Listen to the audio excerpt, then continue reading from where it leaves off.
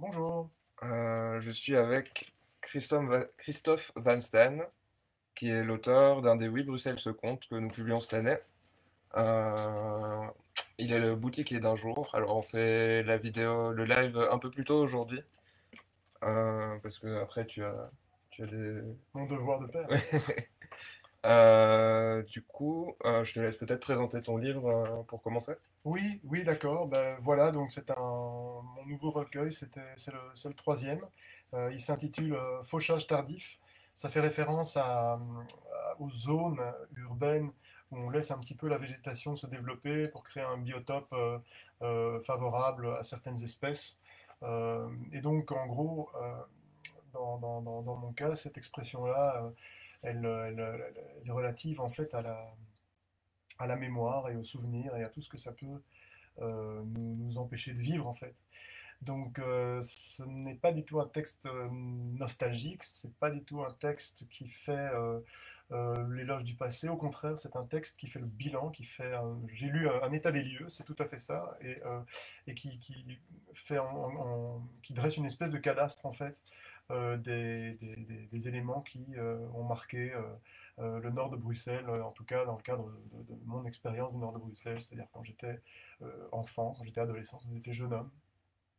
Et donc, d'ailleurs, la couverture à ce niveau-là est assez parlante, étant donné qu'il s'agit d'une archive familiale assez dingue. Et on voit effectivement mon grand-père, son frère qui tire une charrette avec mon père et son cousin à bord, là.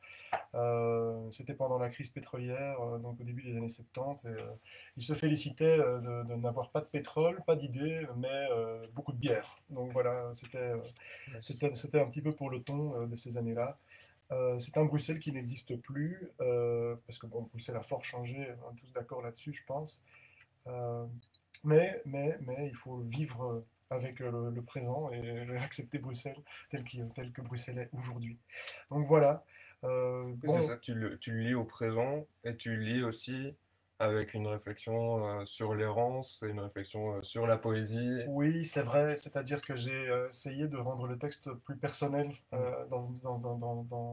sous cet angle-là, c'est vrai. Disons que le thème de la déambulation est un thème qui m'obsède totalement, pour des raisons très anciennes et très personnelles, très profondes.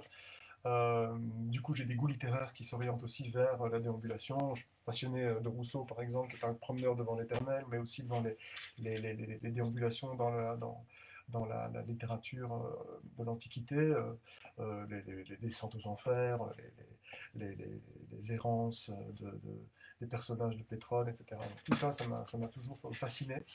Et c'est une déambulation qui est d'ailleurs faisable en vrai, c'est-à-dire qu'on peut prendre le fauchage tardif et se balader en partant donc du presbytère du cimetière de Laken, en descendant vers la Drève Sainte-Anne et en poursuivant vers le parc royal, la 12, le Mutsard, Strombeek, le Heysel, l'Atomium, etc. Faire tout un tour, comme ça, du nord de Bruxelles. Et à chaque fois, on va retrouver des lieux qui sont associés à des expériences, mais pas tellement lyriques, quoi. C'est vraiment, ce sont des instantanés qui ont une certaine objectivité, je pense. Euh, En tout cas, qui tendent vers une certaine objectivité. Euh, Ces lieux, et ils sont donc, habités aussi à des personnages voilà, on et, essaye, on essaye de rendre de rendre la vie, en fait, mais sans pour autant, comment dire, trop, comment dire, mettre toutes ces personnes disparues sur son épaule et les porter avec soi en permanence, parce que je pense que là, le problème, ça risquerait de créer un texte très mort, en fait. Bien sûr, le texte ne parle que de la mort, en fait, quand on regarde un petit peu, ça ne parle que de ça, mais ça en parle avec une tentative comment dire, de légèreté et d'humour, euh, et de jeu, parfois, sur tel ou tel mot. Donc voilà. Je pourrais lire un extrait peut-être ouais, vas-y. qui serait Après, on parlera représentatif. peut-être du côté stylistique, mots et tout, mais Oui, le mieux c'est de voilà, commencer par c'est ça. Et lire. donc, dépôts et entrepôts, achat de meubles en gros, parking du bricot et les bistrots. Tous les bistrots. Des bistrots à chaque pissée de chien. Des bistrots histoire que chacun ait le sien. Des bistrots à n'en plus savoir que faire. Et chacun est très fier de payer son pot. Fais, tu remets un verre. Oui, oui, oui. Au diable les sobres cires, les rétifs de l'apéritif, qui n'ouvrent un large bec qu'à condition qu'il reste sec. Rêche en fractuosité de Pierre Ponce. On n'a pas de pétrole, pas d'idée, mais on a de la bière. Seule moralité de toutes les histoires qu'ils se sont racontées. Le seul fond documentaire qui les ait collectés est consultable sur cette table, c'est le fond du verre. Voilà pour l'humour. Merci. On a un fan à côté, hein. Merci beaucoup, c'est gentil. Voilà. Sinon, Euh, on a aussi celui-ci qui est drôle. ok. Chez Dédé, à tout âge, les enfants à l'école, ça picole de l'alcool, ça use des sous-bocs, ça vide des fûts, sa vie fut vide, dilapider la loque chez Dédé. Le CDI, le CDD, c'est d'être un habitué. Certains sont en stage de passage, en pleine courbe d'apprentissage, les coachs ne manquent pas. Chez Dédé, c'est à quelques pas, c'est le café à côté du bureau de chômage. Voilà. Euh, alors, on voit que au niveau écriture, formellement, c'est très travaillé.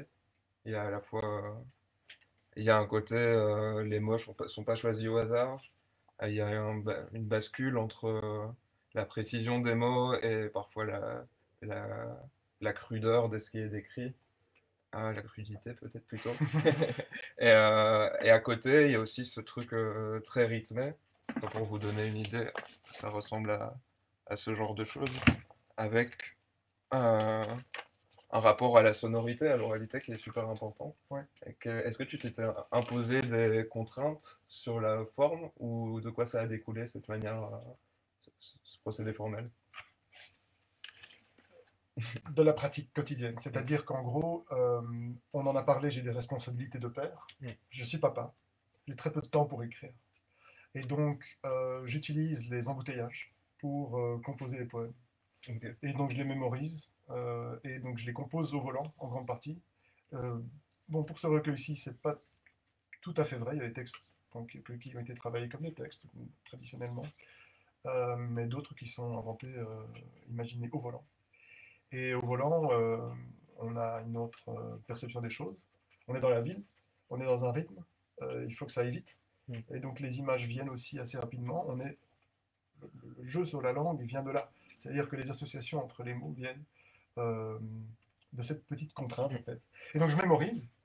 Pour mémoriser, il est beaucoup plus simple de mémoriser quand il y a effectivement des sons, des sonorités qui Mhm. reviennent. Ouais, Hein, des allitérations, des assonances, des trucs comme ça. Et donc, ça me rappelle un peu ces poètes itinérants qui n'écrivent jamais et qui répètent en improvisant autour de... oui, c'est et ça. qui fonctionnent sur des sons, des motifs. Mais Ouais. totalement. Et voilà. Et donc le truc, le but du jeu, c'est de pondre le poème au volant. Et puis, dès qu'on a un clavier, l'écrire le plus vite possible pour ne pas l'oublier. Mm. Voilà. Mais et donc ça a son origine finalement dans une réalité très concrète de ma vie quotidienne en fait. Ok. Voilà. Et plus le côté littéraire qui vient... Enfin, t'es romaniste et t'es chercheur Ouais. en littérature, Oui. ce qui explique que du coup ça devient facilement les mots. Oui, oui, Les voilà, mots c'est précis ça. comme C'est ça. un travail que j'apprécie Mm. beaucoup. Et puis, il y a des petites références discrètes aussi, Mm. mais à la littérature que j'aime, c'est-à-dire à Pétrone notamment. Il y a une référence à Pétrone. Le dernier poème, c'est Mm. c'est un condensé, en fait, euh, personnel, une sorte d'adaptation de Pétrone, du Satyricon à Bruxelles. Voilà. Donc, c'est une transformation un peu du texte. Et donc Ok. voilà, je vais arrêter de parler de moi. On ne parlera pas de Jennifer? Ouais, alors, comme vous le savez, ça fait 6 jours qu'on fête notre anniversaire. Chaque jour, il y a un nouveau boutiquier qui est un ou une des autoristes qui ont publié un Bruxelles se compte. Et demain, donc, ce sera au tour de euh, Jennifer, Jane Dobelard. pour Voilà. une femme et une ville s'aiment, itinéraire d'un amour, Mhm. qui vous sera présenté par Aurore. Et elles vous en parleront demain. Oui. Bah, À moins est-ce que je lis un petit texte ou Ouais, pas? oui, Oui, hein, pourquoi pas, hein. carrément. Allez, c'est parti. Voilà. Celui-ci est sympathique, on dirait, et pas trop long. Bruxelles.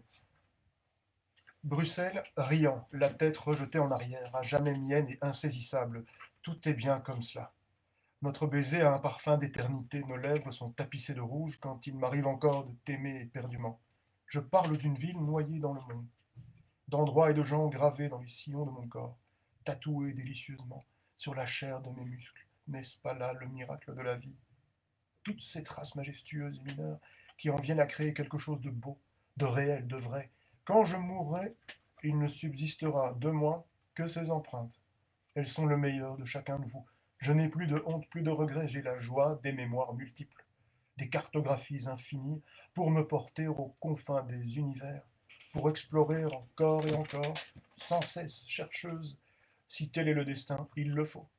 Je m'amuse des détails à découvrir toujours, et des lumières qui épaississent nos voix. Je ris et souris des nuances proposées, des palettes offertes à nos sens, des enfantillages qui nous attachent et nous rattachent.